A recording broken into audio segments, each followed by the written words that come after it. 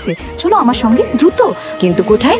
দোস্ত কিছুক্ষণ পরে অখিল আসছে, তাকে দেখার অপেক্ষায় সবাই পাগল হয়ে যাচ্ছে। আরে অখিল তো আমার হৃদয় টুকরা।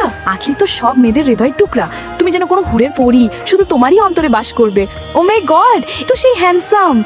আপনাকে স্বাগতম স্বাগত জনাব। জনাব। এ তো বর্ষা, যাকে আমি সবচেয়ে বেশি ভালোবাসি। স্যার এই মেয়েটি আমাদেরই কলেজের, সে প্রতিবারই টপ করে। একে সিলেক্ট করে দিন। আরে আমার বর্ষা, তোর তো লটারি লেগে গেল, এখন তুই তো স্কুলের হেড গার্ল হবে। স্যার আপনার অনুমতি হলে আমরা একবার মেয়েদের মিটিং করে নিই। তোমার মাথা তো খারাপ নয়? স্যার আমি তো শুধু জিজ্ঞেস করছিলাম, সরি একটু পরে বলবো।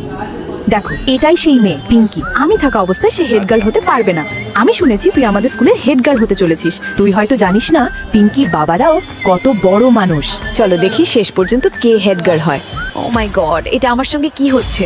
ও বাহ, এখন থেকে তোর অবস্থা খারাপ হচ্ছে। বা এখনো তো আমরা কিছুই করিনি, কে আমি ছাড়বো না। যদি সে হেড গার্ল না হয় আমরা তাকে পুরো 10,000 দেব। তোমরা দুজনে ওকে বিরক্ত করো না। তোমরা তোমার চেক তোমাদের কাছেই রাখো এবং মনে রেখো তুমি আমাকে ছুতে পারবে না। আর তোমার এত সাহস নেই যে তুমি আমাকে কিনে নেবে। এখন এখান থেকে চলে যাও। ভিডিওতে লাইক করে জানাও বর্ষা কি তার সাথে ঠিক করেছে।